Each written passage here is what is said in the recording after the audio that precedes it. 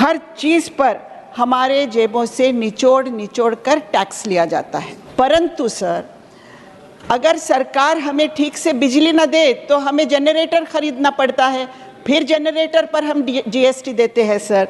और क्योंकि सरकार हमें मोटर पंप्स इसलिए यूज़ करना पड़ता है कि सरकार हमें ठीक तरह से पानी नहीं देती है, हमें अच्छे दर्जेदार स्कूल सरकारी नहीं मिलते हैं, इसलिए प्राइवेट स्कूल में हमें अपने बच्चों को डालना पड़ता है। अगर हमें अच्छी सुविधा स्वास्थ्य की अगर सरकारी दवाखानों में, अस्पतालों में मिले तो हमें प्राइवेट हॉस्पिटल्स में जाने की नौबत नहीं आएगी। लेकिन सर, हम मध्यम वर्ग से आते हैं और एक मध्यम वर्गी की मन की बात क्या होती है सर? मध्यम वर्गी का मन कहता है कि सर के बालों से लेकर जो भी वस्तु सर के बालों के लिए उपयोग करते हैं तो पाँव के तले तक जो वस्तु उपयोग करते हैं, हर चीज़ पर हमारे जेबों से निचोड़ कर टैक्स लिया जाता है। जीवन की हर चीज़ पर लगभग 18% जीएसटी हम देते हैं सर। टोटल एक मध्यम वर्गी एक तो टीडीएस भरता है 20 से 30% और उसके बाद ये जीएसटी देता रहता है, तो लगभग अपनी इनकम से 48% टैक्स ये सरकार हमसे लेती है, ऐसा मध्यम वर्गीय का मन सोचता है।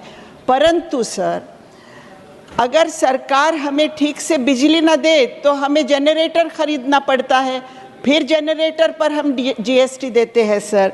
और क्योंकि सरकार हमें मोटर पंप्स इसलिए यूज़ करना पड़ता है कि सरकार हमें ठीक तरह से पानी नहीं देती है, हमें अच्छे दर्जेदार स्कूल सरकारी नहीं मिलते हैं, इसलिए प्राइवेट स्कूल में हमें अपने बच्चों को डालना पड़ता है। अगर हमें अच्छी सुविधा स्वास्थ्य की अगर सरकारी दवाखानों में, अस्पतालों में मिले तो हमें प्राइवेट हॉस्पिटल्स में जाने की नौबत नहीं आएगी। लेकिन सर, पूरे टैक्सेशन लेने के बावजूद हमको ये सुविधाएं, हम इन सुविधाओं से वंचित हैं सर। समझने ही नहीं देती सियासत हमको सच्चाई, समझने ही नहीं देती सियासत हमको सच्चाई। कभी चेहरा नहीं मिलता, कभी दर्पण नहीं मिलता। सर, महाराष्ट्र में तेजी से बढ़ती लोक संख्या, शिक्षा में बढ़ती स्पर्धा और बढ़ती बेरोजगारी के कारण अलग अलग समुदाय आरक्षण की मांग करने लगे हैं सर। और इसके कारण आहिस्ता आहिस्ता विभिन्न समुदायों में कटुता निर्माण हो रही है, एक दूसरे के सामने आ रहे हैं। मराठा समाज भारी संख्या में रास्तों पर उतर रहा है, ओबीसी समाज भारी संख्या में रास्तों पर उतर रहा है सर। और बहुत समय पर लॉ एंड ऑर्डर का प्रॉब्लम निर्माण हो रहा है सर। मराठा, धनगर, लिंगायत, मुस्लिम, अन्य समाज सभी आरक्षण मांग रहे हैं सर। और इनका पिछड़ापन देखकर ये अनजस्टिफाइड है ऐसा भी कह नहीं सकते हम। इसका निवारण किसके पास है, इसका सॉल्यूशन किसके पास है? राज्य के पास तो नहीं है सर। राज्य एक ही काम कर सकता है कि इसके आरक्षण में से कुछ हिस्सा लेकर दूसरे समुदाय के आरक्षण दे दे, और इससे और कटुता निर्माण होती है। इसका निवारण अगर कहीं है तो हमारे पास है, संसद में है सर। और इसीलिए एक तो 50% की मर्यादा बढ़ाना इसका एकमात्र इलाज है, मुझे ऐसा लगता है। और इसके लिए हम पार्लियामेंट में घटना दुरुस्ती ला सकते हैं, क्योंकि जब तक ये मर्यादा नहीं बढ़ती है न्याय नहीं मिल सकता है। उसके अलावा कास्ट बेस्ड सेंसस की एक डिमांड हम सब की है सर।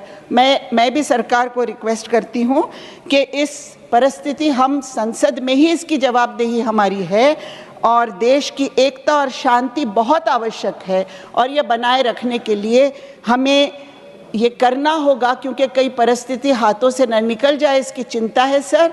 भारत का अमन और शांति बना के रखना, महाराष्ट्र की अमन शांति बना के रखना हम सब की जवाबदेही है सर। मैं मिनिस्ट्री ऑफ एजुकेशन की बात करना चाहती हूँ। In 24-25 the ministry has been allocated ₹1,20,628 crores. This is just 2.5% of the total budget, sir.